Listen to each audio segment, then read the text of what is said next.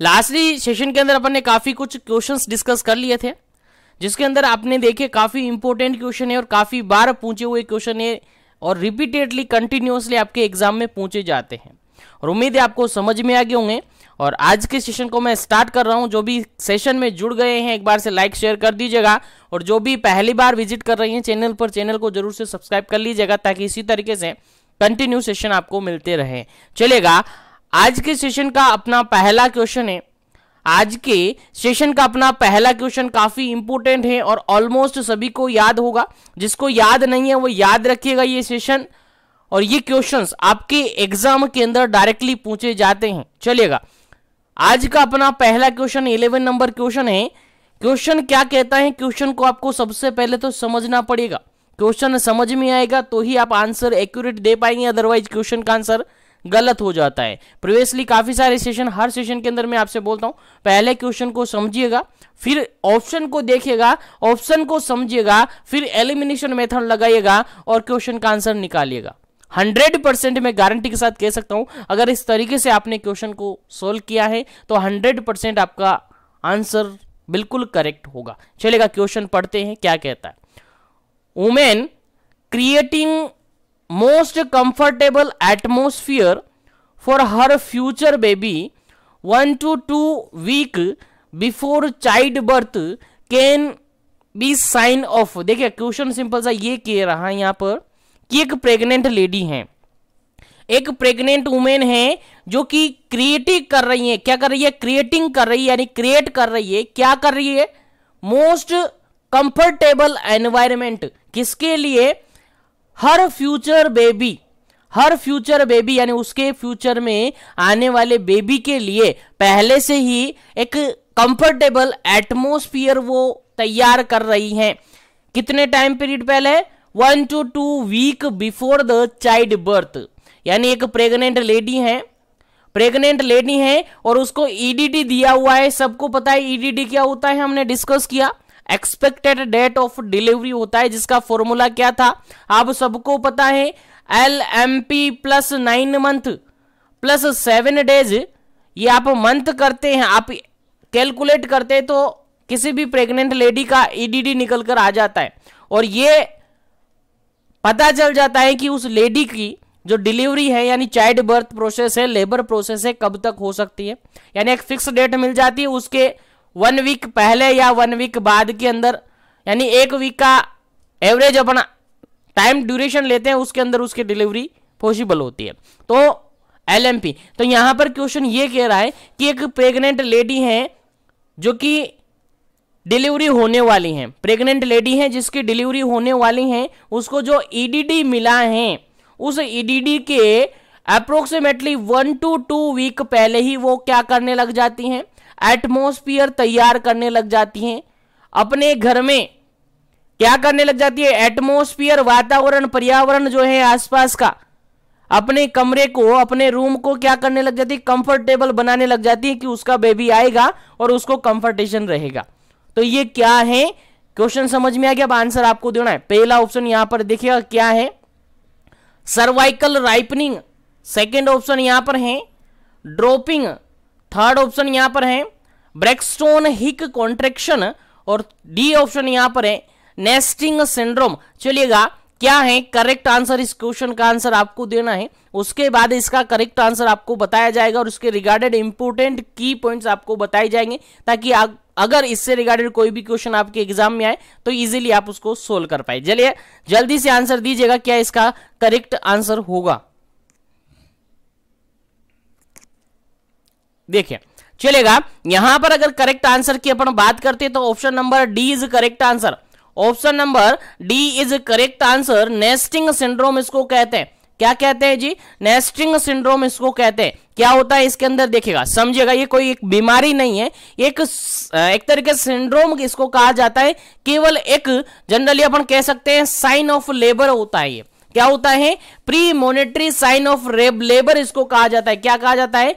Pre monetary sign of labour. याद रखिएगा, premonitory sign of labour इसको कहा जाता है, इतना याद रखिएगा, ठीक है। और ये कोई कंडीशन नहीं है, कोई एक डिजीज कंडीशन नहीं है आप सोचे कि सिंड्रोम आ गया तो डिजीज का नहीं, ऐसा डिजीज कंडीशन नहीं है, केवल premonitory sign of labour है, जिसके अंदर जो लेडी प्रेग्नेंट है उसको पता है उसकी डिलीवरी होगी अब, यानी ईडीडी उसको पता है, उसके अकॉर्डिंग 1 से 2 वीक पहले ही वो अपने घर को सही करने लग जाती है, अपने घर को यानी अपने घर का जो एटमोस्फियर है, वातावरण है, उसको वो संभालने लग जाती है कि उसका बेबी आएगा और उसको कंफर्टेशन वो प्रोवाइड करेगी, उसके वेलकम के लिए वो तैयारी करने लग जाती है। आप सबको भी पता है इस बारे में। तो ये क्या होता है आपका नेस्टिंग सिंड्रोम होता है। इस क्वेश्चन का राइट आंसर क्या हो जाता है, नेस्टिंग सिंड्रोम होता है। अगर अपन यहीं पर बात करें प्री मोनेटरी साइन की, तो प्री मोनेटरी साइन क्या होते हैं आप सबको याद होगा। प्री मोनेटरी साइन मतलब लेबर से अप्रोक्सीमेटली 1 to 3 वीक के समथिंग बिफोर 1 to 3 वीक एवरेजन इसको अपन मानते हैं, 1 to 3 वीक के अंदर जो भी साइन देखने को मिलते हैं वो प्री मोनेटरी साइन कहलाते हैं। क्या कहलाता है प्री मोनेटरी साइन, यानी लेबर स्टार्ट होने से पहले अप्रोक्सीमेटली 1 to 3 वीक के समथिंग जो साइन देखने को मिलते हैं वो प्री मोनेटरी साइन देखने को मिलते हैं। जो साइन देखने को मिलते हैं उनको क्या कहते हैं, प्री मोनेटरी साइन कहते हैं। अब क्या क्या इसके अंदर इंक्लूड होते हैं देखते हैं। सबसे पहले अपन इसके अंदर अगर इंक्लूड करें तो इसके अंदर इंक्लूड होता है आपका लाइटनिंग। क्या इंक्लूड होता है, लाइटनिंग इसके अंदर इंक्लूड होता है। याद रखिएगा लाइटनिंग काफी इंपॉर्टेंट क्वेश्चन है, प्री मोनेटरी साइन के अंदर ये आता है। उसके अलावा अगर बात करें तो फ्रीक्वेंसी ऑफ मिक्चुरेशन इसके अंदर इन्वॉल्व किया जाता है। फ्रीक्वेंसी ऑफ मिक्चुरेशन इसके अंदर इन्वॉल्व किया जाता है। उसके अलावा अगर बात करें तो लो बैक पेन इसके अंदर देखने को मिलता है। उसके अलावा सर्वाइकल राइपनिंग भी यहां पर देखने को मिल सकती है premonitory sign of labour के अंदर। उसके अलावा म्यूकस प्लग एक्सपेल्ड आउट होने लग जाता है थ्रू द वेजाइना।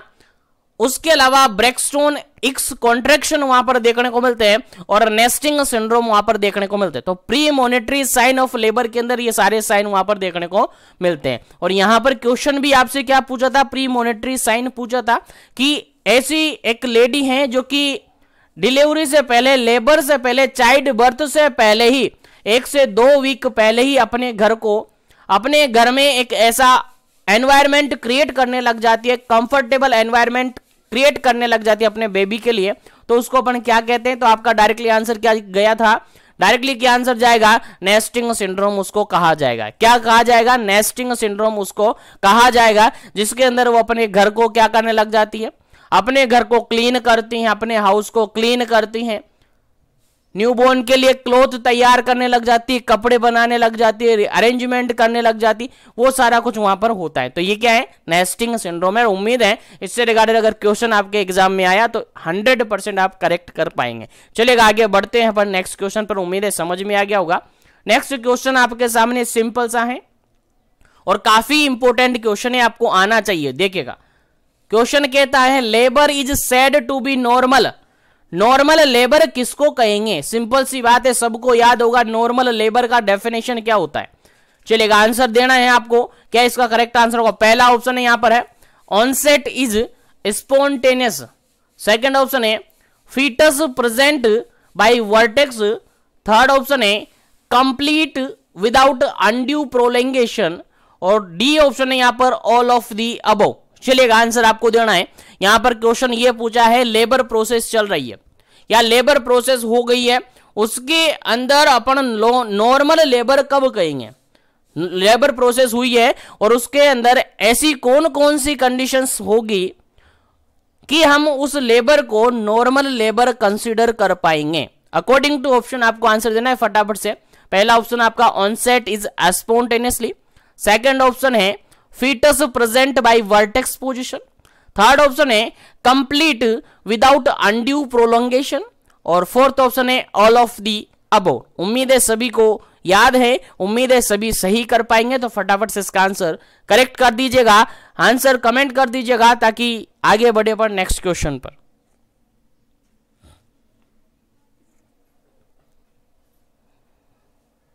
चलेगा यहां पर अगर अपन बात करें इस क्वेश्चन के करेक्ट आंसर की तो option number D is correct answer होगा।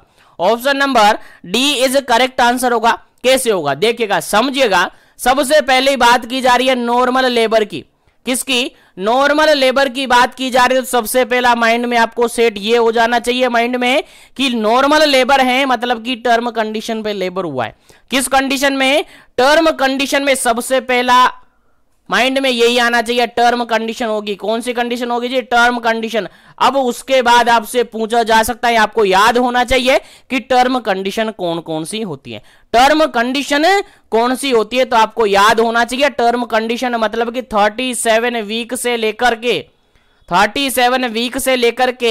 42 वीक्स तक का जो जेस्टेशनल पीरियड होता है ये आपका टर्म कंडीशन में कंसीडर किया जाता है। 37 से लेकर 42 वीक्स आपके जो है गेस्टेशनल पीरियड के यानी कि प्रेगनेंसी के, उसको कहा जाता है टर्म कंडीशन में। अगर बात करें कि 37 से कम है यानी लेस देन 37 है तो उसको प्री टर्म अपन कहेंगे। क्या कहेंगे जी? प्री टर्म कहेंगे। क्या कहेंगे? प्री टर्म कहेंगे। अगर 42 के बाद की बात है यानी मोर देन है, क्या है जी? मोर देन है, तो फिर इसको पोस्ट टर्म कहेंगे। तो तीनों कंडीशन यहां पर आपको याद होनी चाहिए। टर्म कंडीशन मतलब 37 से लेकर 42 के बीच में, बिटवीन होनी चाहिए, यह टर्म कंडीशन होगी। अगर बात करें 37 से कम हो जाए तो उसको प्री टर्म कहेंगे। अगर 42 वीक से ज्यादा हो जाए तो उसको पोस्ट टर्म कहेंगे। तीनों कंडीशन आपको यहां पर याद होनी चाहिए। तो हम बात कर रहे थे नॉर्मल लेबर की, और नॉर्मल लेबर की कंडीशन कब कहेंगे?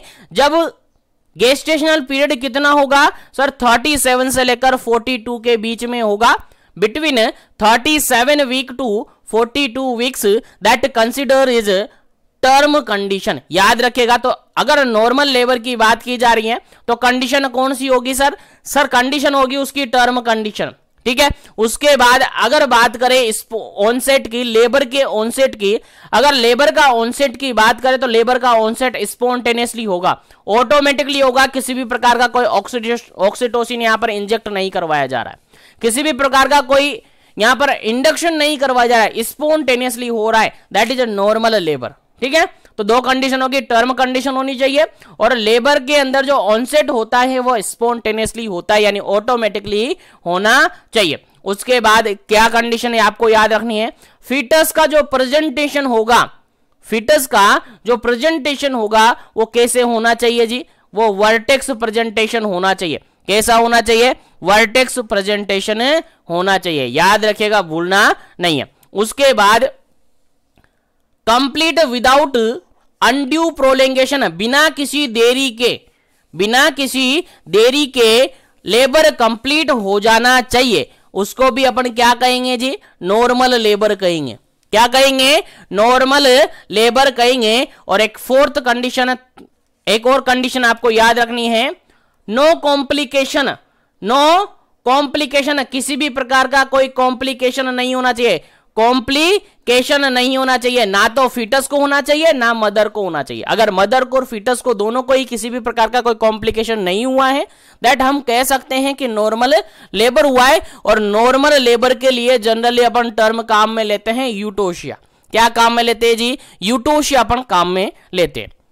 अब आप कहेंगे कि सर अगर एबनॉर्मल है तो फिर उसको डिस्टोशिया अपन कहेंगे, और एबनॉर्मल है डिस्टोशिया अपन कह रहे हैं तो ये सारी कंडीशन क्या हो जाएगी जी? अपोजिट हो जाएगी। क्या हो जाएगी? अपोजिट हो जाएगी। यानी नॉर्मल कंडीशन की जो कंडीशंस मैंने बताई है, ये कंडीशन में किसी ना किसी प्रकार का कोई अल्ट्रेशन आ जाएगा, और ऐसी कंडीशन अगर रहेगी तो फिर उसको एबनॉर्मल लेबर अपन कंसिडर करते हैं, उसको नॉर्मल लेबर कंसिडर नहीं करते। तो नॉर्मल लेबर के अंदर कौन कौन सी कंडीशंस हुई है वो आपको याद होनी चाहिए। अगर ये आपको याद है तो इससे रिगार्डेड कोई भी क्वेश्चन आपके एग्जाम में आए आप इजीली कर पाएंगे। ठीक है। तो एक बार फिर से मैं रिवाइज करवा देता हूं कौन कौन सी कंडीशन। पहली कंडीशन है टर्म कंडीशन होनी चाहिए। सेकंड कंडीशन है ऑनसेट स्पॉन्टेनियसली होना चाहिए। थर्ड कंडीशन है फीटस का जो प्रेजेंटिंग पार्ट है, प्रेजेंटेशन है, वो वर्टेक्स होना चाहिए, यानी वर्टेक्स प्रेजेंटेशन होना चाहिए। उसके बाद विदाउट अनड्यू प्रोलोंगेशन कंप्लीट हो जाना चाहिए लेबर बिना प्रोलोंगेशन किए, बिना देरी किए कंप्लीट हो जाना चाहिए। उसके अलावा अगर बात करें नेक्स्ट कंडीशन की, तो बिना कोई कॉम्प्लिकेशन जनरेट हुए अगर लेबर हुआ है, दैट हम कहेंगे कि नॉर्मल लेबर हुआ है। अगर ये सारी कंडीशन शामिल हैं तो हम क्या लगा देंगे ऑप्शन का आंसर, क्वेश्चन का आंसर क्या लगा देंगे, ऑप्शन नंबर डी लगा देंगे। ऑल ऑफ दी अबव बिल्कुल करेक्ट आंसर है, क्योंकि सारी कंडीशन अगर फॉलो की जा रही है तो हम कह सकते हैं कि वो लेबर कौन सा हुआ है, नॉर्मल लेबर हुआ है। लेबर की प्रोसेस कैसी रही है, नॉर्मल हुई है। चलेगा, उम्मीद है समझ में आ गया होगा। देखिएगा पूरा कुछ समझा कर, चाहे आप स्टार्ट अब कर रहे हैं, चाहे काफी टाइम से पढ़ रहे हैं, अगर आप प्रेशर हैं तो ये क्लासेस आपके लिए काफी इंपॉर्टेंट हैं। और आप अगर 1-2 साल रगड़े लग गए हैं फिर भी पढ़ रहे हैं, तब भी आपके लिए काफी इंपॉर्टेंट है। तो ये सारी क्लासेस आपको पढ़नी है और अच्छे से पढ़नी है और कंप्लीट पढ़नी है, क्योंकि पूरा मोल्डेड करके बिल्कुल सारा कुछ निचोड़ निकाल करके मैं आपको दूंगा और कोशिश करूंगा कि आपको एट द टाइम क्लास के टाइमिंग में आपको सब कुछ याद हो जाए। चलेगा, नेक्स्ट क्वेश्चन की अपन बात कर लेते हैं। लेकिन जो भी क्लास में जुड़े हुए हैं, क्लास को लाइक शेयर करते रहिएगा, और जो भी क्लास में पहली बार विजिट करे चैनल को जरूर से सब्सक्राइब कर लीजिएगा, ताकि इसी तरीके से कंटिन्यू सेशन उनको मिले। चलेगा, आगे बढ़ते हैं नेक्स्ट क्वेश्चन पर। नेक्स्ट क्वेश्चन आपके सामने, most common type of presentation. चलेगा, सबको याद होगा, मैंने काफी बार इसके बारे में बताया है।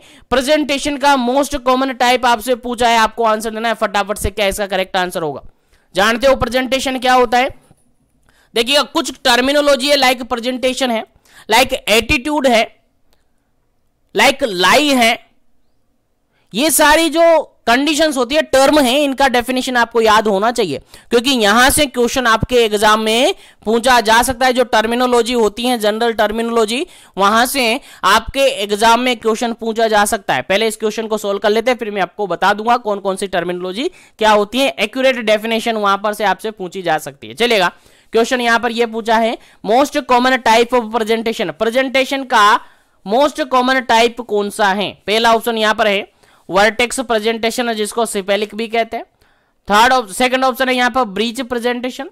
थर्ड ऑप्शन है यहां पर शोल्डर प्रेजेंटेशन, जिसको ट्रांसवर्स प्रेजेंटेशन कहा जाता है। और डी ऑप्शन है यहां पर नन ऑफ दी अबव। चलिएगा, अब आपको आंसर देना है, क्या इसका करेक्ट आंसर होगा।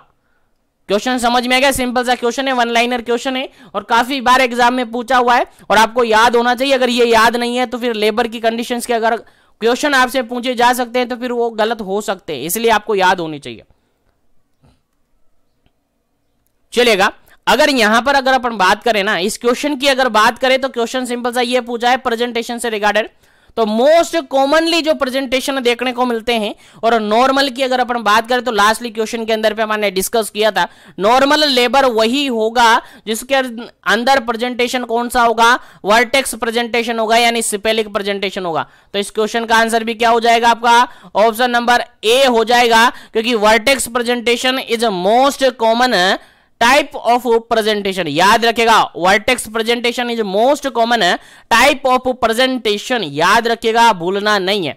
और इसी को सिफेलिक प्रेजेंटेशन भी अपन कहते हैं। और इसी के अंदर जो अगर बात करें तो लॉन्गिट्यूडिनल लाई देखने को मिलती है। क्या देखने को मिलती है? लॉन्गिट्यूडिनल लाई देखने को मिलती है। अब आप कहेंगे लाई क्या होती है, अभी बताएंगे, डोंट वरी, पेशेंस रखिएगा, अभी सब कुछ बता दिया जाएगा। तो अपन बात करें अगर सिपेलिक प्रेजेंटेशन की यानी वर्टेक्स प्रेजेंटेशन की, तो अप्रोक्सीमेटली जितने भी केसेस देखने को मिलते हैं उसका 96.5% अगर बात करें तो वर्टेक्स प्रेजेंटेशन ही देखने को मिलते हैं। इसीलिए most common type of presentation that is a vertex presentation, that is a cephalic presentation. ठीक है, तो याद रखिएगा। सबसे पहले इस कंडीशन में अगर बात करें तो फीटस का कौन सा पार्ट पेल्विस में आता है, तो फीटस का हेड पार्ट है, फीटस का हेड पार्ट है जो कि पेल्विस के अंदर आता है। याद रखिएगा, भूलना नहीं है, याद रखिएगा, भूलना नहीं है। तो सिंपल सा क्वेश्चन आपसे पूछा जा सकता है कि अगर फीटस यानी कि फीटस जो है यानी लेबर चल रहा है और लेबर के दौरान फीटस का हेड पार्ट पेल्विस के अंदर आया सबसे फर्स्ट, तो कौन सी प्रेजेंटेशन होगी? आपका आंसर क्या रहेगा sir? Vertex presentation, cephalic presentation generally अपन जानते हैं। तो याद रखिएगा, भूलना नहीं है। आगे बात करें अगर ब्रिज प्रेजेंटेशन और शोल्डर प्रेजेंटेशन की, तो एक जनरली ये भी अलग से प्रेजेंटेशन होते हैं।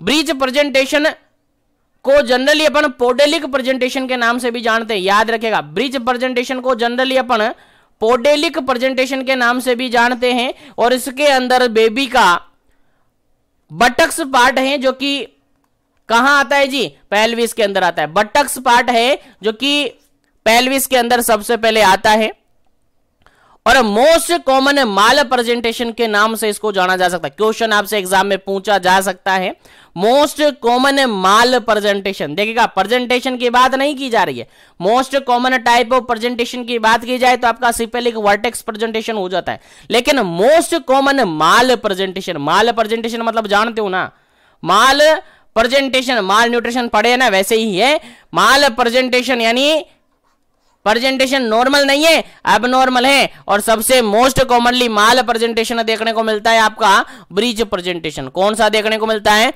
ब्रीच प्रेजेंटेशन देखने को मिलता है, जिसके अंदर बेबी का बटक्स पार्ट है जो कि पेल्विस के अंदर सबसे पहले आता है। याद रखिएगा, भूलना नहीं है।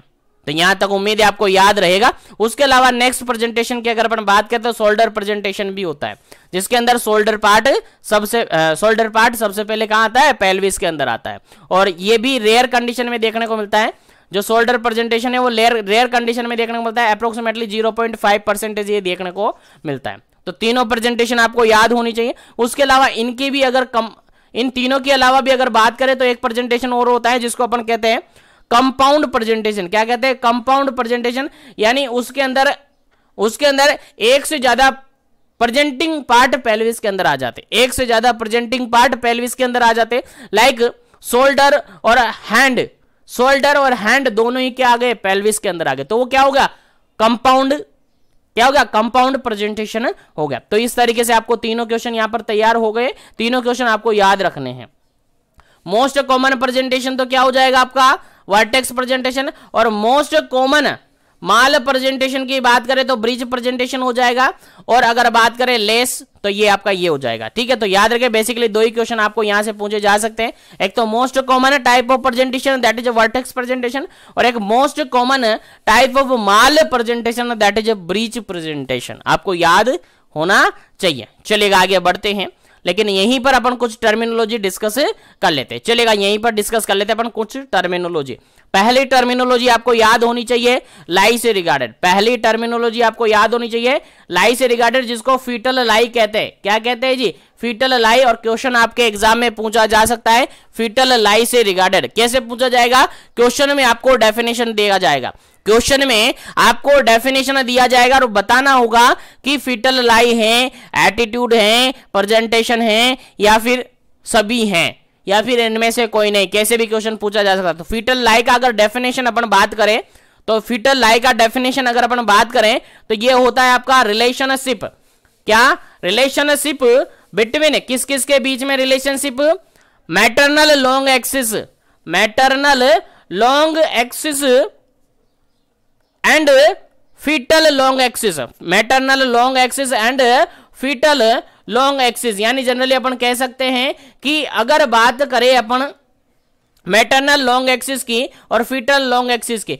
अगर दोनों में रिलेशनशिप हैं, दोनों में रिलेशनशिप हैं तो उसको अपन कहते हैं जनरली फीटल लाई। यानी relationship between maternal long axis and foetal long axis that is known as foetal lie. याद रखिएगा, भूलना नहीं है, काफी बार रिपीट हुआ क्वेश्चन है तो आपको याद होना चाहिए। अगर फीटल के लॉन्ग एक्सिस का और मैटरनल लॉन्ग एक्सिस का अगर रिलेशनशिप बैठ रहा है, रिलेशनशिप है आपस में, तो उसको अपन फीटल लाई कहते हैं। याद रखेगा, फीटल लाई कहते हैं। और यहां से भी आपके एग्जाम में क्वेश्चन पूछा जा सकता है कि मोस्ट कॉमन टाइप ऑफ या मोस्ट कॉमन फीटल लाई कौन सी देखने को मिलती है, मोस्ट कॉमन फीटल लाई कौन सी देखने को मिलती है। आपका आंसर जाता है सर लॉन्गिट्यूडिनल लाई देखने को मिलती है, लॉन्गिट्यूडिनल लाई देखने को मिलती है, जो कि अप्रोक्सीमेटली 99.5% देखने को मिलता है। यानी सबसे कॉमनली अगर बात करें फीटल लाई की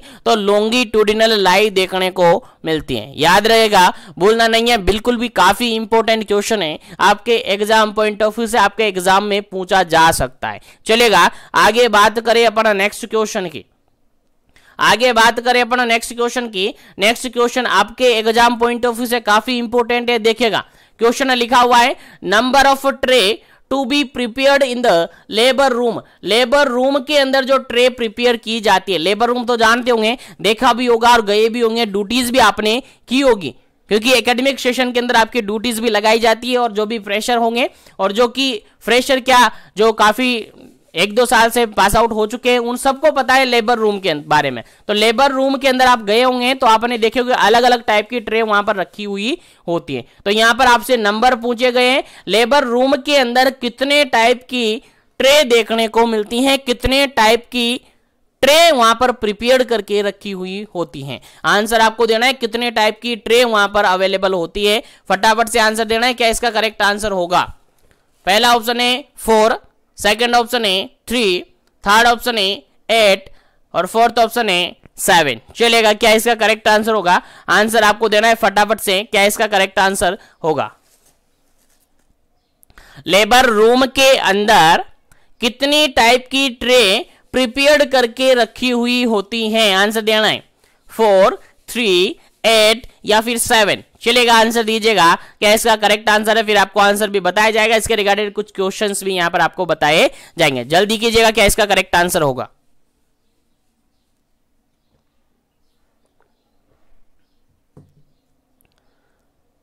चलेगा, यहां पर अगर बात करें इस क्वेश्चन के बिल्कुल करेक्ट आंसर की, अगर बिल्कुल करेक्ट आंसर की बात करें तो इस क्वेश्चन का जो बिल्कुल करेक्ट आंसर होगा आपका option number 7, option number D, यानी 7 करेक्ट आंसर होगा। कितने टाइप की ट्रेज अवेलेबल होती हैं? सर 7 टाइप की ट्रेज वहां पर रखी हुई होती है। कितने टाइप की? पूरे 7 प्रकार की ट्रे हैं जो कि लेबर रूम के अंदर पाई जाती है। कौन कौन सी ट्रे होती हैं, नाम एनालिस्ट अपन करते हैं और आपको याद रखना है। ठीक है, तो यहां से रिगार्डेड क्वेश्चंस आगे आपके एग्जाम में पूछा जा सकता है, इसलिए याद होना चाहिए। चलेगा, और नोटबुक साथ में रखेगा। जो भी की पॉइंट्स आपको लगे इंपॉर्टेंट है वो आपको नोट कर लीजिएगा। जो भी मैं बता रहा हूं सब कुछ इंपॉर्टेंट है, तो सभी नोट कर लीजिएगा। चलेगा, यहां पर अगर बात करें पहली ट्रे की, टोटल ट्रे कितनी लेबर रूम के अंदर टोटल जो इंपोर्टेंट ट्रे हैं वो 7 ट्रे होती हैं। कितनी? पूरी 7 ट्रे वहां पर प्रिपेयर करके रखी जाती। कितनी? 7 ट्रे वहां पर प्रिपेयर करके रखी जाती हैं, जिसमें पहली ट्रे होती है आपकी डिलीवरी ट्रे। क्या होती है जी? डिलीवरी ट्रे होती है पहली tray, that is a delivery tray. Second की अगर बात करें तो ये होती है आपकी एपिजियोटोमी ट्रे। एपिजियोटोमी ट्रे जो कि जरूरत पड़ती है तो एपिजियोटोमी किया जा सकता है। ठीक है, तो एपिजियोटोमी ट्रे अलग से होती है। थर्ड ट्रे की अगर बात करें तो थर्ड ट्रे होती है आपकी बेबी ट्रे।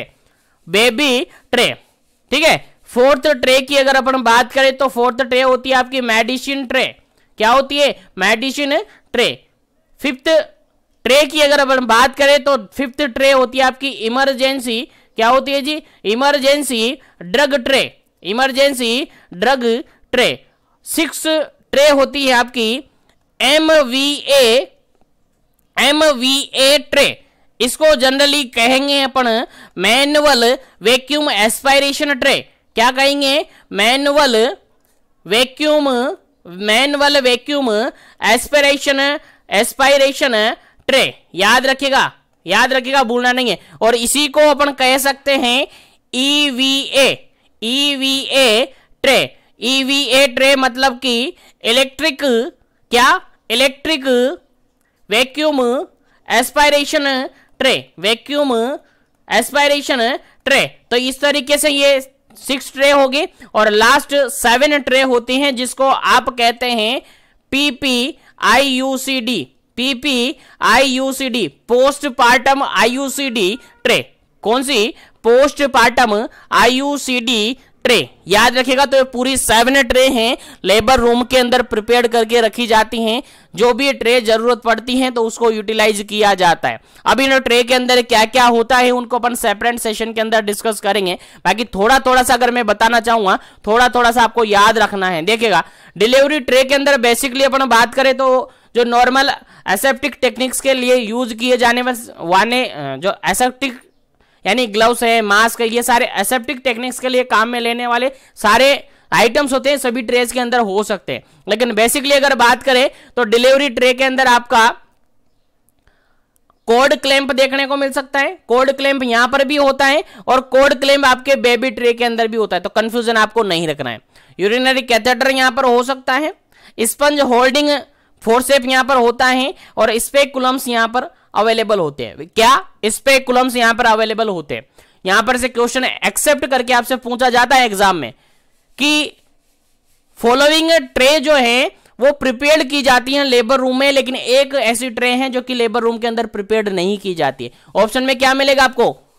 ऑप्शन में मिलेगा आपको किडनी ट्रे। और किडनी ट्रे देखिएगा इनमें है क्या? इन 7 के अंदर मैंने एनलिस्ट किया है, इनके अंदर किडनी ट्रे है क्या? नहीं है। ये ट्रे खुद इन ट्रे के अंदर रखी रहती है। किडनी ट्रे तो एक छोटी ट्रे होती है जो कि इन ट्रे के अंदर रखी हुई होती है, तो सेपरेटली इसको प्रिपेयर नहीं किया जाता है, ये इन ट्रे के अंदर सेपरेटली रखी हुई होती है, सबके अंदर ये हो सकती है। ठीक है, तो याद रखना है। तो बेसिकली ये आपको याद होना चाहिए कौन कौन से ट्रे होती है, किस किस नाम से आपसे पूछा जा सकता है, सारे एनालिस्ट आपको याद होने चाहिए। बाकी इसके रिगार्डेड एक सेपरेट सेशन में मैं किस ट्रे के अंदर क्या आर्टिकल्स होता है, क्या आइटम्स होता है, क्या क्या क्या मटेरियल्स इसके अंदर होता है, कौन कौन सी इमरजेंसी मेडिकेशंस यहां पर अवेलेबल होती है, सारा कुछ अपन सेपरेट सेशन के अंदर डिस्कस करेंगे। उम्मीद है क्वेश्चन समझ में आ गया हो। तो आगे बढ़ते हैं अपन नेक्स्ट क्वेश्चन पर, और जो भी सेशन के अंदर जुड़े हुए हैं सेशन को लाइक शेयर करते रहेगा ताकि सभी तक सेशन पहुंचे, सभी को बेनिफिट हो। और जो भी पहली बार विजिट कर रहा है चैनल पर, चैनल को जरूर से सब्सक्राइब करें। ठीक है, चलेगा आगे बढ़ते हैं नेक्स्ट क्वेश्चन पर। नेक्स्ट क्वेश्चन आपके सामने काफी इंपॉर्टेंट है, देखिएगा।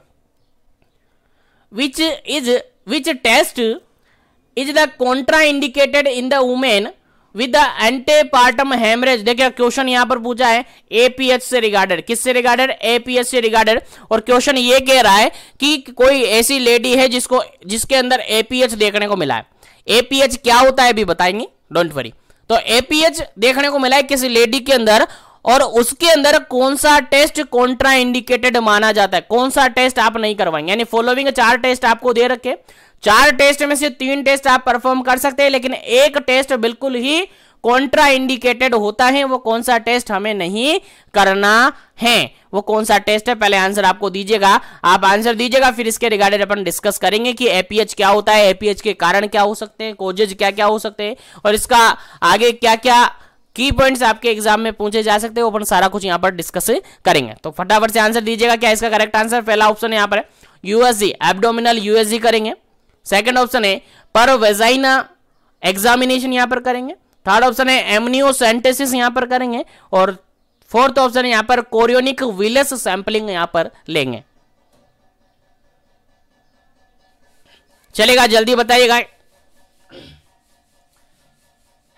सॉरी, चलिए यहां पर अगर अपन बात करें, यहां पर अगर हम बात करें तो option number B is correct answer. Option number B is correct answer. APH की कंडीशन अगर है, यानी एंटेपार्टम हेमरेज है, तो कभी भी वेजाइनल एग्जामिनेशन नहीं किया जाएगा। याद रखिएगा, कॉन्ट्रा इंडिकेटेड है। एपीएच के अंदर वेजाइनल एग्जामिनेशन कॉन्ट्रा इंडिकेटेड माना जाता है, कभी भी नहीं करना है। याद रखिएगा, काफी एग्जाम के अंदर ये रिपीट हुआ क्वेश्चन है, और आपके एग्जाम में रिपीट हो सकता है, इसलिए आपको याद रखना है। ठीक है, तो एपीएच अगर किसी लेडी को है तो उसके अंदर क्या परफॉर्म नहीं करेंगे, कौन सा टेस्ट नहीं करेंगे? सर वहां पर हम वेजाइनल एग्जामिनेशन नहीं करेंगे, पर वेजाइनल एग्जामिनेशन कभी भी हम नहीं करेंगे एपीएच की कंडीशन के अंदर। अब जानते हैं कि एपीएच क्या होता है। चलेगा, एपीएच से नाम से मीनिंग निकल रहा है, हेमरेज तो है ही, एपीएच से नाम से मीनिंग निकल रहा है एंटेपार्टम हेमरेज। तो एंटे को अलग छोड़ दो, अभी पार्टम हेमरेज है, यानी हेमरेज तो जानते हो ब्लीडिंग हो रही है। ठीक है, और एंटे मतलब जनरली किसके लिए काम में लेते हैं? बिफोर। जनरली किसके लिए काम में लेते हैं? बिफोर के लिए काम में लेते हैं, पहले के लिए काम में लेते हैं। यानी पहले ब्लीडिंग हो रही है, मतलब क्या समझे? पहले ब्लीडिंग हो रही है मतलब ये समझे सर डिलीवरी से पहले ब्लीडिंग हो रही है। क्या समझे? डिलीवरी से पहले।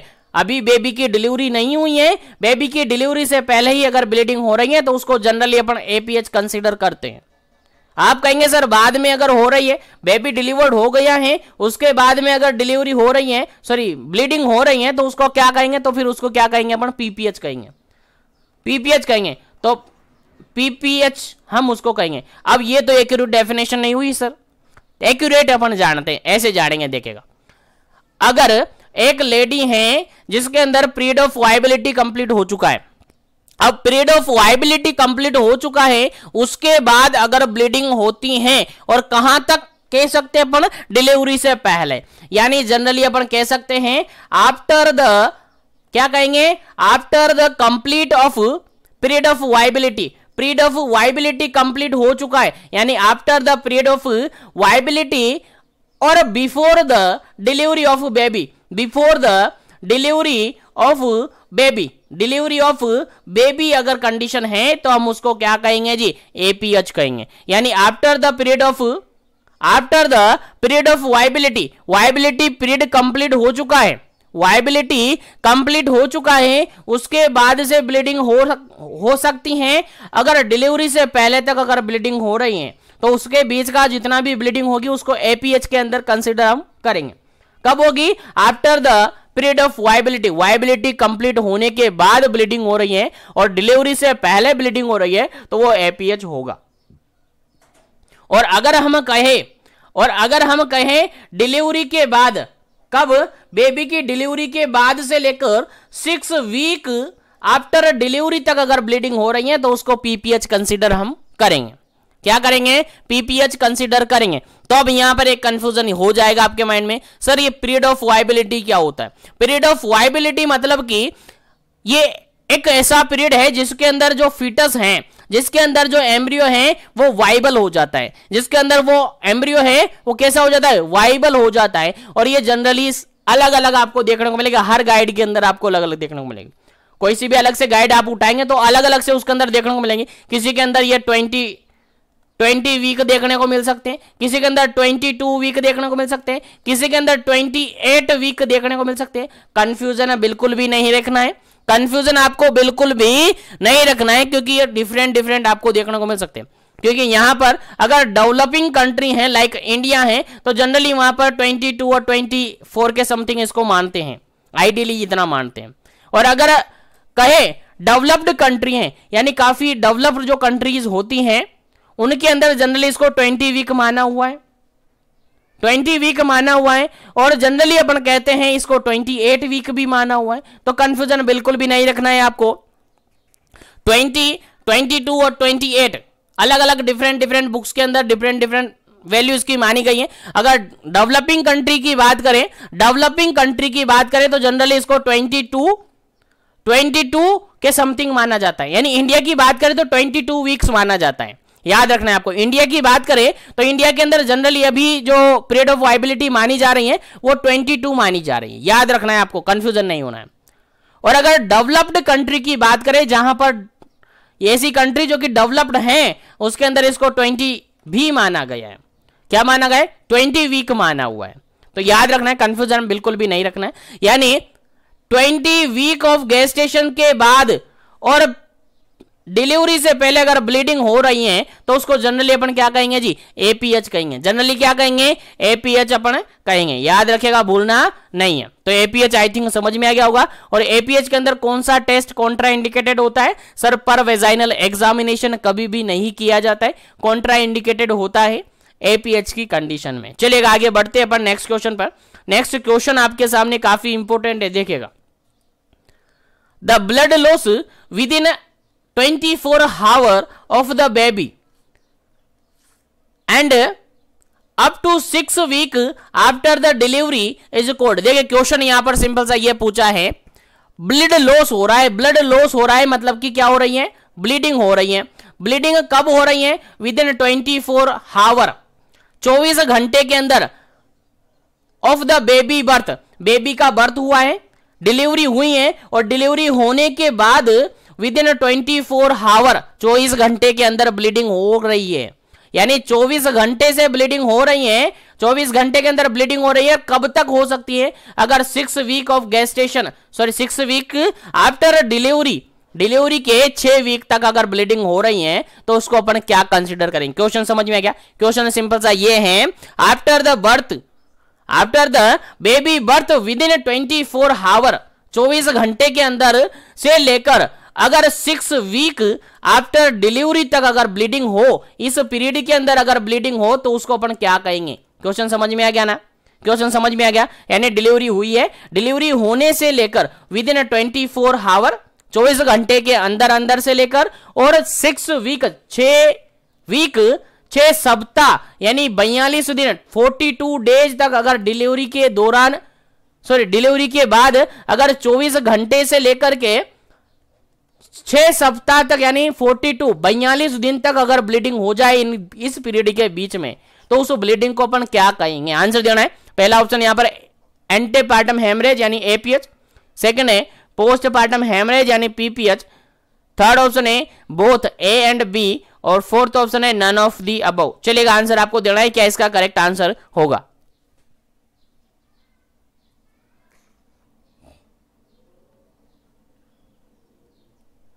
चलेगा, अगर बात करें, देखिएगा क्वेश्चन समझ में आना चाहिए, आपको याद रखना है, कंफ्यूजन बिल्कुल भी नहीं रखना है। अगर कंफ्यूजन हो गए हैं तो फिर आंसर गलत हो सकता है। देखिएगा, मैं दोनों को डिफरेंशिएट यहां पर आपको करवा दूंगा।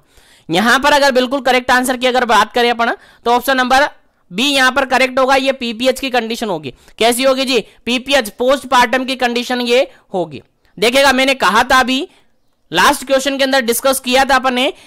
देखिएगा, तीन यहां पर एक छोटा सा डायग्राम बनाकर मैं आपको बता देता हूं, उससे इजीली आपको समझ में आ जाएगा। देखिएगा, यहां पर और यहां पर देखिएगा। अब यहां पर देखिएगा, आपको क्या याद रखना है, क्या याद रखना है, भूलना नहीं है। मैं काफी अच्छी तरीके से समझाने की कोशिश कर रहा हूं। यहां पर आपकी क्या हुई है,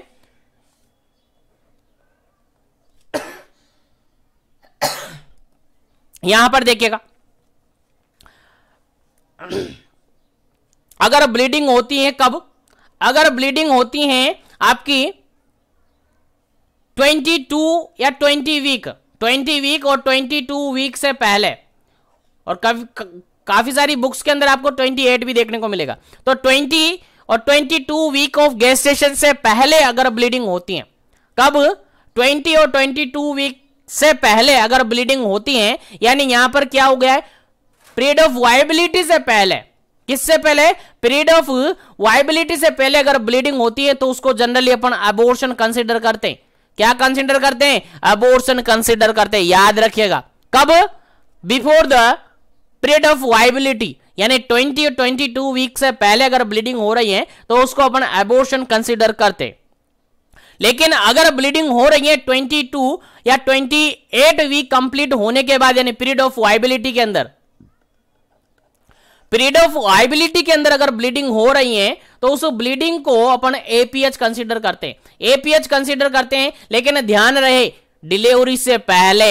याद रखना है, ये पॉइंट आपको भूलना नहीं। बिफोर डिलीवरी, डिलीवरी से पहले यानी बेबी बर्थ नहीं होगा, उससे पहले 22 वीक कंप्लीट होने के बाद और डिलीवरी से पहले अगर ब्लीडिंग होगी तो उसको एपीएच कंसीडर करेंगे। क्या कंसीडर करेंगे? एपीएच कंसीडर करेंगे। लेकिन अगर डिलीवरी हो गई है बेबी की डिलीवरी होने के बाद अगर ब्लीडिंग होती है, कब तक सर? 6 वीक तक अगर ब्लीडिंग होती है तो उसको पीपीएच कंसीडर करेंगे। क्या करेंगे? पीपीएच, यानी डिलीवरी होने के 24 घंटे तक और 6 वीक के बीच में अगर डिलीवरी के बाद 24 घंटे से लेकर 6 सप्ताह 6 वीक तक अगर ब्लीडिंग होगी तो उसको पीपीएच कहेंगे। तो तीनों कंडीशन यहां पर आपको याद रखनी है। अबॉर्शन कंडीशन कौन सी? सर पीरियड ऑफ वायबिलिटी के पहले अगर ब्लीडिंग होगी तो उसको अबॉर्शन कंसीडर किया जा सकता है। और अगर पीरियड ऑफ वायबिलिटी के बाद लेकिन बेबी की डिलीवरी से पहले अगर ब्लीडिंग होगी तो उसको एपीएच कंसीडर किया जाता है। और अगर बेबी की डिलीवरी के बाद और 6 वीक तक अगर ब्लीडिंग होगी तो उसको पीपीएच कंसीडर किया जाएगा। याद रखिएगा, तीनों क्वेश्चन मैंने यहां पर कवर कर लिया। तीनों से अगर क्वेश्चन आते ही हैं तो आपको याद होना चाहिए। चलेगा, आगे बढ़ते हैं पर नेक्स्ट क्वेश्चन पर। उम्मीद है यहां तक सभी क्वेश्चन आपको समझ में आ गए। चलेगा, नेक्स्ट क्वेश्चन की बात करते हैं। नेक्स्ट क्वेश्चन आपके सामने क्वेश्चन कहता है the most common cause of PPH immediately after the delivery. Delivery हुई है और डिलीवरी के जस्ट बाद यहां पर पीपीएच की कंडीशन देखने को मिली है। पोस्टपार्टम ब्लीडिंग यहां पर देखने को मिली है, पोस्टपार्टम हेमरेज की कंडीशन यहां पर देखने को मिली है। उसका मोस्ट कॉमन कारण क्या होगा? मोस्ट कॉमन कोज कौन सा होगा? सबसे मुख्य कारण क्या होगा? आंसर आपको बताना है, फटाफट से आंसर दीजिएगा। और काफी बार इंपोर्टेंट है, काफी बार क्वेश्चन पूछा हुआ है एग्जाम में, मोस्ट इंपोर्टेंट है। स्टार बना लेगा, जितने स्टार बनाएंगे कम पड़ेगा। आपको याद होना चाहिए, भूलना नहीं है कभी भी। क्वेश्चन आपके माइंड में याद होना चाहिए। चलेगा, पहला ऑप्शन यहां पर है रप्चर्ड यूट्रस, सेकंड ऑप्शन है यूटेराइन डिटैचमेंट, थर्ड ऑप्शन है atonicity of uterus, fourth option है यूटेराइन स्कार। चलेगा, आंसर बताइएगा क्या इसका करेक्ट आंसर होगा।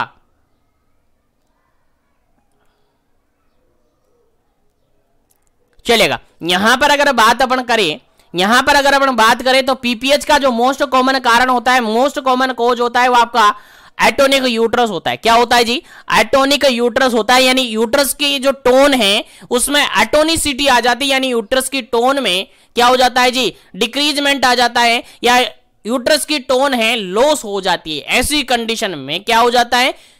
पीपीएच देखने को मिल जाता है। क्योंकि अगर टोन रहेगी, अगर यूट्रस के अंदर टोन है तो वो कॉन्ट्रैक्शन रिलैक्सेशन चलते रहेंगे, कॉन्ट्रैक्शन रिलैक्सेशन होगा तो ब्लीडिंग नहीं होगा।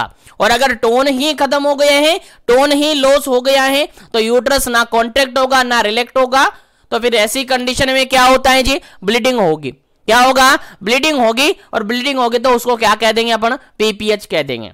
क्या कह देंगे? पीपीएच कह देंगे। तो ऐसी कंडीशन में अगर लगता है कि एटोनिक यूट्रस हो रहा है, एटोनिक यूट्रस है, तो ऐसी कंडीशन में सब आप वहां पर केयर देते हैं, मसाज वगैरह करते हैं, मसाज करते हैं। अगर जरूरत पड़ी तो फिर ऑक्सीटोसिन भी वहां पर दिया जाता है। क्यों दिया जाता है? ताकि कॉन्ट्रैक्शन रिलैक्सेशन को, कॉन्ट्रैक्शन को क्या किया जाए? इंडक्स किया जाए, इंड्यूस किया जाए, कॉन्ट्रैक्शन वहां पर इंड्यूस किया जाए ताकि यूट्रस कॉन्ट्रैक्ट हो, रिलैक्ट हो, जिसके कारण से ब्लीडिंग नहीं हो। तो ये सारा मैनेजमेंट आगे आप करते हैं। उम्मीद है क्वेश्चन समझ में आ गया। तो आगे बढ़ते हैं अपन नेक्स्ट क्वेश्चन पर। नेक्स्ट क्वेश्चन पर जो भी क्वेश्चन सेशन में जुड़े हुए हैं लाइक शेयर करते रहेगा सेशन को, ताकि सभी तक पहुंचे और सभी को बेनिफिट हो। चलेगा। नेक्स्ट क्वेश्चन है आपका postpartum haemorrhage is loss of blood which is more than. देखिएगा क्वेश्चन यहां पर ये पूछा है कि जो पीपीएच होता है, पोस्टपार्टम हेमरेज होता है, उसके अंदर ब्लड लॉस कितना होता है, कितने अमाउंट से ज्यादा अगर ब्लड लॉस हुआ है तो उसको पीपीएच कंसीडर करेंगे। कितने अमाउंट से ज्यादा अगर ब्लड लॉस हुआ है तो उसको अपन पीपीएच कंसीडर करेंगे। क्वेश्चन समझ में आ गया? आंसर आपको देना है फटाफट से। पहला ऑप्शन यहां पर 80 ml से ज्यादा, यानी more than 80 ml। Second option है more than 100 ml। Third option है मोर देन 500 ml। और डी ऑप्शन है यहां पर मोर देन 900 ml। चलिएगा, आंसर दीजिएगा क्या इसका करेक्ट आंसर होगा। फिर आगे बढ़ेंगे अपन नेक्स्ट क्वेश्चन पर।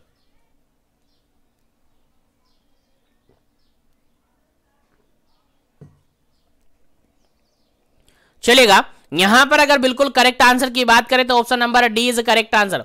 Option number D is correct answer. अगर after the baby birth, baby के बर्थ होने के बाद अगर ब्लड लॉस हो रहा है, और ब्लड लॉस कितना हो गया है? मोर देन 500 ml, 500 ml से ज्यादा ब्लड लॉस हो गया है, तो अपन डायरेक्टली कंसीडर कर देते हैं उसको कि क्या हुआ है सर? क्या हुआ है सर? सर पीपीएच हुआ है। तो ध्यान रहे, आपको याद रखना है, काफी बार पूछा हुआ क्वेश्चन है। अगर पीपीएच हुआ है तो उसके अंदर ब्लीडिंग देखने को मिलेगी मोर देन 500 ml। 500 ml से भी ज्यादा अगर ब्लीडिंग हुई है तो अपन कंसीडर कर देते हैं पीपीएच। याद रखिएगा, इंपॉर्टेंट क्वेश्चन है, आपके एग्जाम में पूछा जा सकता है। चलेगा, नेक्स्ट क्वेश्चन की बात करें। नेक्स्ट क्वेश्चन काफी सिंपल सा क्वेश्चन है। Which is the drug of choice for the management of eclampsia. चलिएगा, काफी इंपॉर्टेंट क्वेश्चन है। एक बार फिर से, इक्लेम्शिया काफी अच्छी तरीके से पढ़ा होगा आपने, इक्लेम्शिया क्या होता है। ठीक है, नहीं पढ़ा तो अभी बता देंगे, क्योंकि मैंने काफी बार बताया इसके बारे में, काफी बार, और रिपीटेडली क्वेश्चन इसके रिगार्डेड पूछा ही जाता है। इक्लेम्शिया का ड्रग ऑफ चॉइस आपसे यहां पर पूछा है, पहले आंसर दीजिएगा फिर डिस्कस करेंगे इसके रिगार्डेड। तो इक्लेम्शिया के रिगार्डेड आपसे पूछा है ड्रग ऑफ चॉइस, फटाफट से आंसर दीजिएगा। ऑप्शन देखिएगा, पहला ऑप्शन यहां पर सोडियम नाइट्रोप्रोसाइड, सेकंड ऑप्शन है मैग्नीशियम सल्फेट, थर्ड ऑप्शन है डोपामिन, और फोर्थ ऑप्शन है यहां पर लेबेटालोल। चलेगा, आंसर दीजिएगा क्या इसका करेक्ट आंसर होगा। प्री इक्लेम्शिया का ड्रग ऑफ चॉइस क्या होता है। चलेगा, जल्दी से आपको आंसर देना है, फटाफट से जल्दी कीजिएगा, काफी इंपॉर्टेंट क्वेश्चन है आपके एग्जाम पॉइंट ऑफ व्यू से।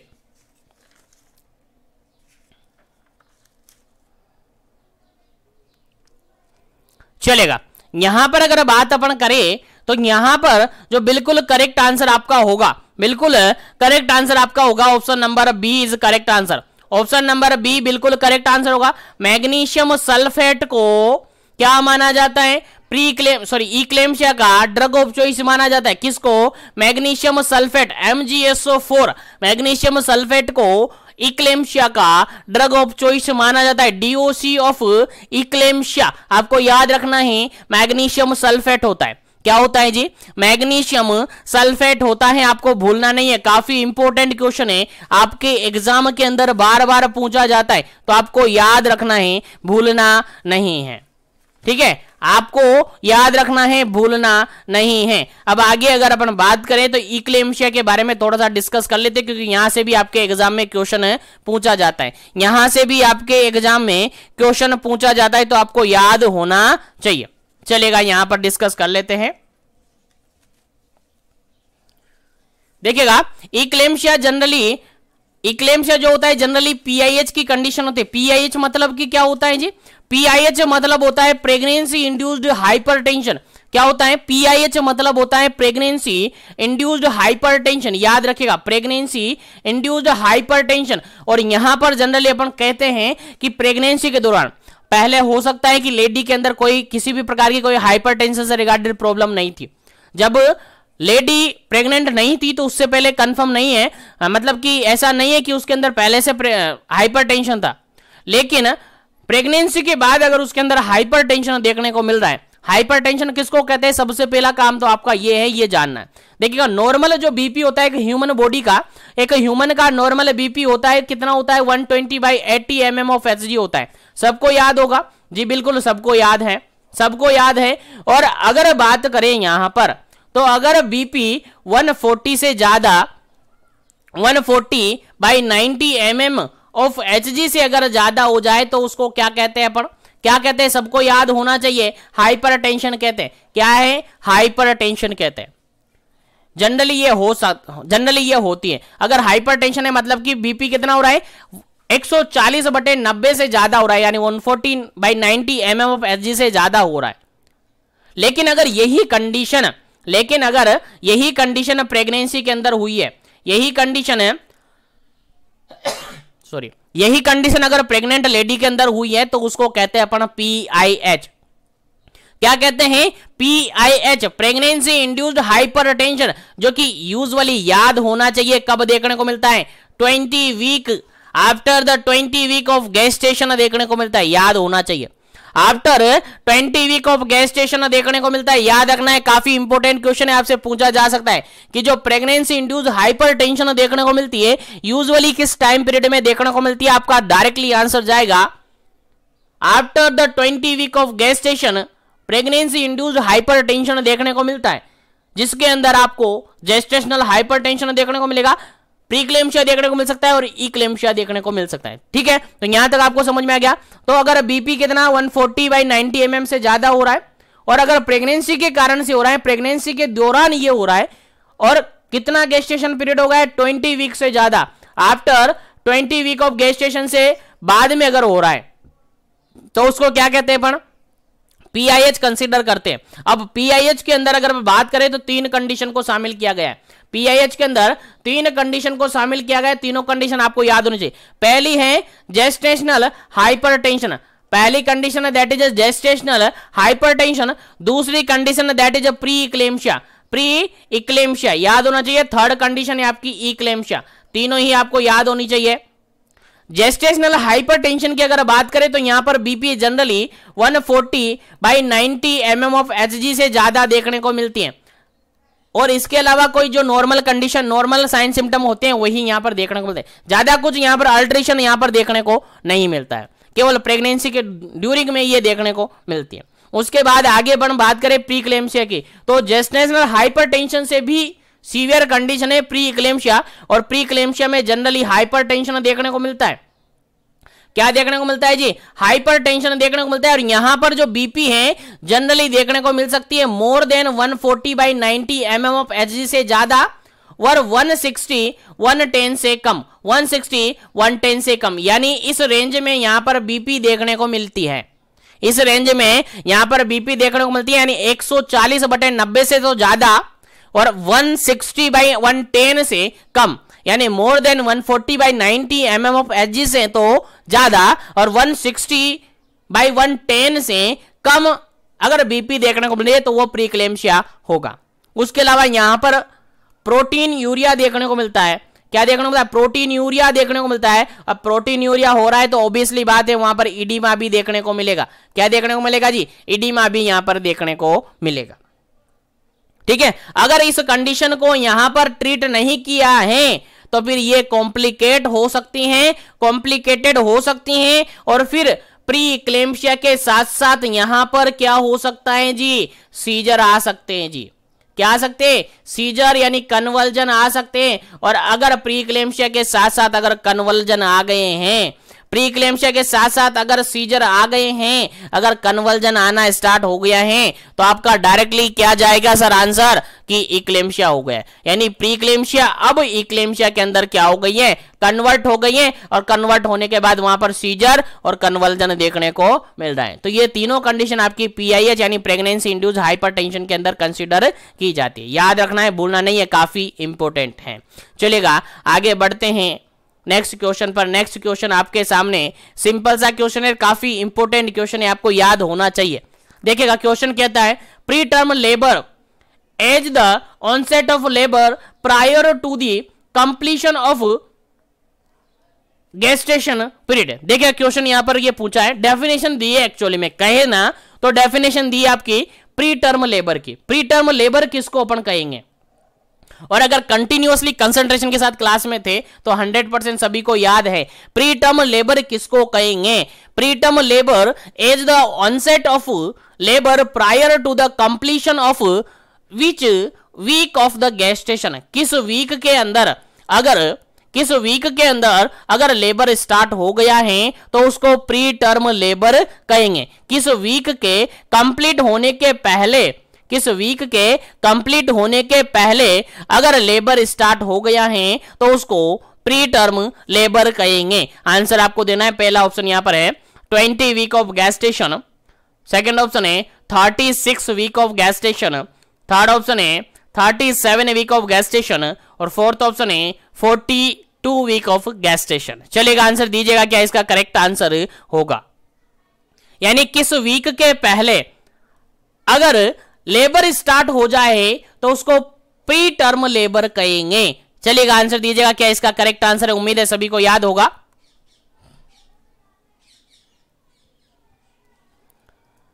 चलेगा यहां पर अगर करेक्ट आंसर की अपन बात करें तो option number C is correct answer. Option number C is correct answer. क्यों करेक्ट आंसर है? देखिएगा मैंने बताया था स्टार्टिंग क्वेश्चन के अंदर ही आपको कि टर्म कंडीशन कौन सी होती है जी।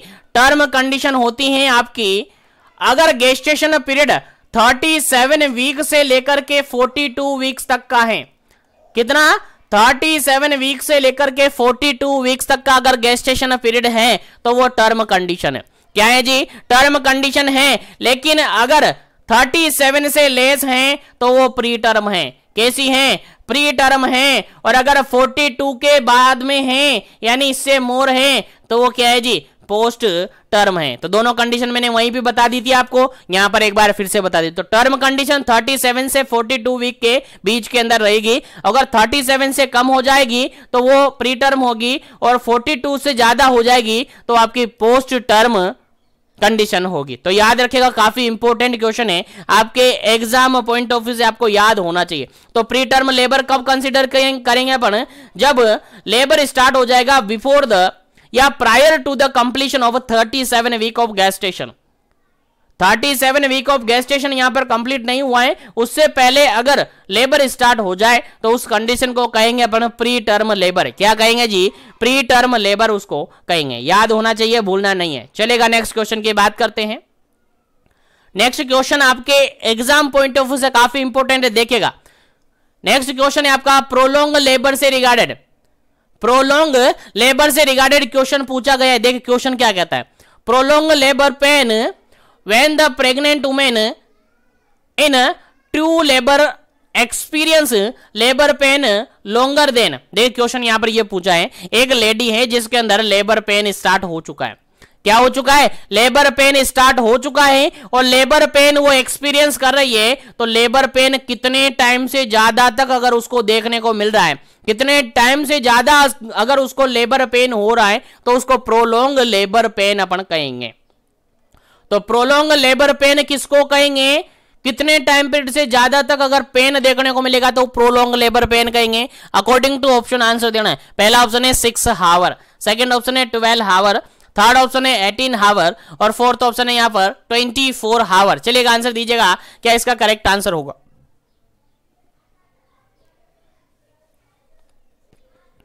चलेगा, यहां पर अगर करेक्ट आंसर की बात करें तो सबको याद है, सबको पता है, नॉर्मल लेबर पेन जनरली देखने को मिलता है विद इन 24 हावर। कितना? विद इन 24 हावर। 24 हावर यानी 24 घंटे के अंदर अंदर अगर पेन देखने को मिला है तो वो नॉर्मल लेबर पेन अपन मानते हैं। क्या मानते हैं? 24 घंटे के अंदर अगर पेन हो रहा है तो उसको नॉर्मल अपन कंसीडर करते हैं। लेकिन अगर 24 घंटे से भी ज्यादा लेबर पेन देखने को मिला है, that is a prolong labour pain, that is a prolong labour pain. उम्मीद है सभी को याद है, उम्मीद है सभी को समझ में आ गया है। तो प्रोलॉन्ग लेबर पेन किसको कहेंगे? अगर पेन 24 घंटे से भी ज्यादा, 24 हावर से भी ज्यादा देखने को मिले तो उसको प्रोलॉन्ग लेबर पेन कहते हैं। याद रखिएगा, भूलना नहीं है, काफी इंपॉर्टेंट क्वेश्चन है, आपके एग्जाम में पूछा जा सकता है। चलिएगा आगे बात करते हैं अपन नेक्स्ट क्वेश्चन की। उम्मीद है यहां तक के सारे क्वेश्चन आपको समझ में आ गए हैं। तो जो भी क्लास के अंदर, जो भी सेशन के अंदर जुड़े हुए हैं, एक बार से सेशन को लाइक शेयर कर दीजिएगा ताकि सभी तक सेशन पहुंच जाए। जो भी कनेक्टेड है सेशन के अंदर, चैनल पर अगर पहली बार विजिट कर रहे हैं तो चैनल को जरूर से सब्सक्राइब कर लीजिएगा ताकि इसी तरीके से कंटिन्यू सेशन आपको मिलते रहे। चलेगा नेक्स्ट क्वेश्चन की बात कर लेते हैं। नेक्स्ट क्वेश्चन आपका 22 नंबर क्वेश्चन है। क्वेश्चन क्या कहता है देखिएगा, और उम्मीद है सभी को याद है, सभी को मैंने बता दिया पहले ही। द प्रेगनेंसी इंड्यूस्ड हाइपरटेंशन, देखिएगा PIH की कंडीशन है, usually developed into the mother के अंदर PIH की कंडीशन जनरली कब देखने को मिलती हैं? कब देखने को मिलती है PIH की कंडीशन? आंसर दीजिएगा फटाफट से, क्या इसका करेक्ट आंसर है? क्योंकि थोड़ी देर पहले मैंने आपको बता दिया PIH जनरली कब डेवलप होता है। आंसर देना। पहला ऑप्शन यहां पर 18 वीक पर, सेकंड ऑप्शन यहां पर 20 वीक पर, थर्ड ऑप्शन है 22 वीक पर और फोर्थ ऑप्शन है यहां पर 16 वीक पर। चलिएगा आंसर दीजिएगा, क्या इसका करेक्ट आंसर है? उम्मीद है सभी को पता है इसका आंसर, फटाफट से दीजिएगा।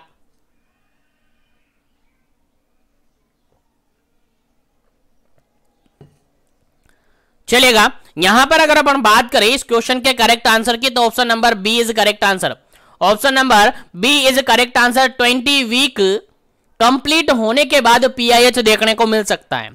After the 20 week completion, after 20 week completion pregnancy induced hypertension देखने को मिल सकता है। जिसके अंदर क्या क्या बताया मैंने सर? जेस्टेशनल हाइपरटेंशन देखने को मिल सकता है सर। यहां पर प्री इक्लेम्शिया देखने को मिल सकता है सर। यहां पर इक्लेम्शिया देखने को मिल सकता है। यानी तीनों कंडीशन जनरली कब देखने को मिलते हैं sir? After 20 week of gestation ये देखने को मिलते हैं। उम्मीद है सभी को समझ में आ गए। इसके अंदर जनरली हाइपरटेंशन देखने को मिलता है, जनरली हाइपरटेंशन देखने को मिलता है, जनरली यहां पर प्रोटीन्यूरिया देखने को मिलता है, जनरली यहां पर इडिमा देखने को मिलता है, और अगर सीजर हो जाता है तो उसको इक्लेम्शिया के अंदर कंसीडर कर लिया जाता है। तो जनरली ये सारे क्वेश्चन आपको अच्छी तरीके से समझ में आए होंगे। तो इस सेशन को यहीं पर फिनिश करते हैं। रिमेनिंग और आगे के क्वेश्चन और इंपॉर्टेंट क्वेश्चन आगे अपन डिस्कस करेंगे नेक्स्ट सेशन के अंदर। उम्मीद है सारे क्वेश्चन आपको समझ में आए होंगे। और इससे रिगार्डेड अगर फिर भी आपकी कोई क्वेरीज रहती है, कोई डाउट आपके माइंड में रहता है तो आप कमेंट कर सकते हैं, या फिर मेरे इंस्टाग्राम आईडी आपको डिस्क्रिप्शन बॉक्स में मिल जाएगी, वहां से डायरेक्टली मुझे मैसेज कर सकते हैं, वहां से आपका सारे प्रॉब्लम सॉल्व हो जाएंगे।